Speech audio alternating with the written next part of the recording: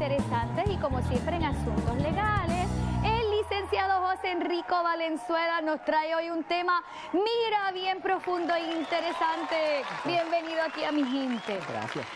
Tiene que ver con la privacidad, divulgación de información del juez. No, en este caso del presidente de Estados Unidos o en la rama ejecutiva del gobernador. De la rama ejecutiva. Cuéntanos acerca de eso. Bueno, pues buenas noches a todos. En el día de ayer y la semana anterior estuvo testificando ante el Congreso de los Estados Unidos, específicamente ante el Senado Federal, primero el exdirector del FBI, James Comey, que fue despedido fulminantemente por el señor presidente Donald Trump, y luego, o sea, ayer, en horas de la tarde, estuvo testificando el secretario de Justicia de nombre Jeff Sessions, y ambos tienen unas versiones contradictorias, pero la información que se está tratando de escudriñar o encontrar por parte del Senado Federal es para determinar si en efecto procedería o no un proceso de residenciamiento al señor presidente Donald Trump.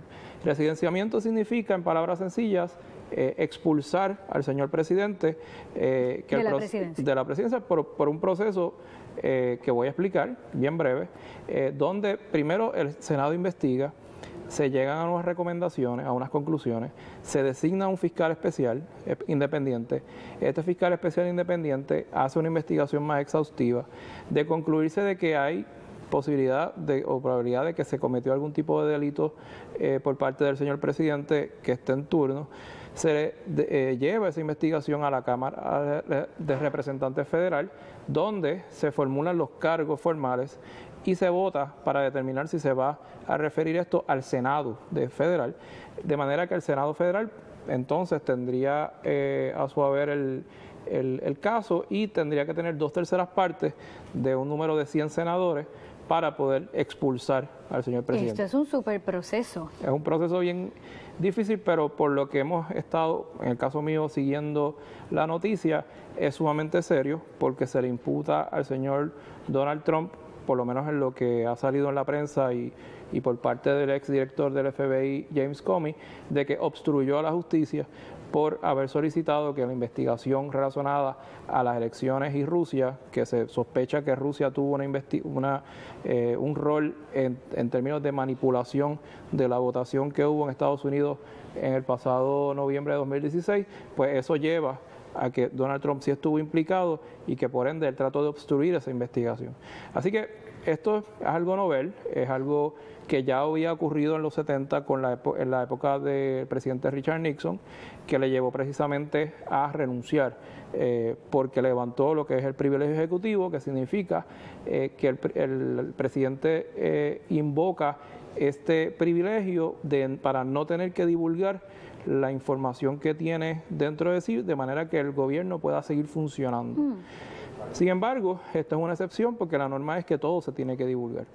Y en la época de los 70, cuando el señor Richard Nixon se le solicitaron unas grabaciones, él se rehusó a darlas, el Tribunal Supremo Federal concluyó que sí tenía que darlas, y entonces él pasa a renunciar porque sabía que lo iban a residenciar. Correcto. Y la diferencia entre residenciamiento y acusación criminal es que al presidente que está en funciones, electo, no se le puede acusar criminalmente y llevarlo a la cárcel. Esa era mi próxima pregunta. ¿Qué implicaciones tenía para él en caso de encontrarse la evidencia en su contra? Una vez, si en efecto se tramita residenciamiento y se saca literalmente al señor Donald Trump de la presidencia, entonces se le acusaría como cualquier hijo de vecino, pero tendría que ser obviamente una vez que él está ya fuera y siendo un ciudadano común y corriente.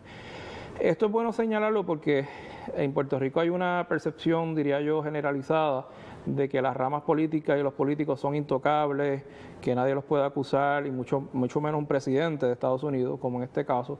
Pero hay que informar de que obviamente nuestro sistema constitucional y nuestro sistema legal como tal permite que tanto el presidente, incluyendo el propio presidente de Estados Unidos, pueda ser residenciado primero y acusado eventualmente.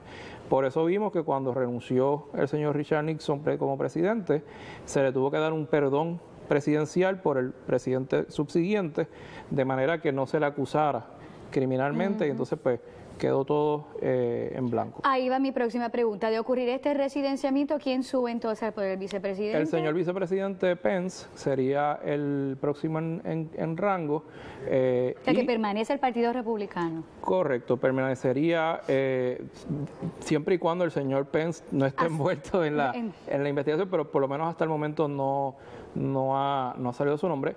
Y también traigo el tema porque ayer testificó precisamente el secretario de Justicia de Estados Unidos, el señor Sessions, y se rehusó a dar información al Senado Federal, pero no invocó necesariamente el privilegio ejecutivo, sino que invocó el hecho de una confidencialidad entre las conversaciones que él tiene con el señor Donald Trump. Y ahora pues veremos qué va a ocurrir, si van a ir al tribunal para exigir que la persona hable, etcétera. Así que es un tema muy interesante y un tema que ciertamente en efecto comenzarse el proceso de residenciamiento del señor presidente Donald Trump, pues va a ser un cantazo bien duro a la democracia. Wow. ¿Implicaciones para Puerto Rico? Grandísimas, en todos los niveles.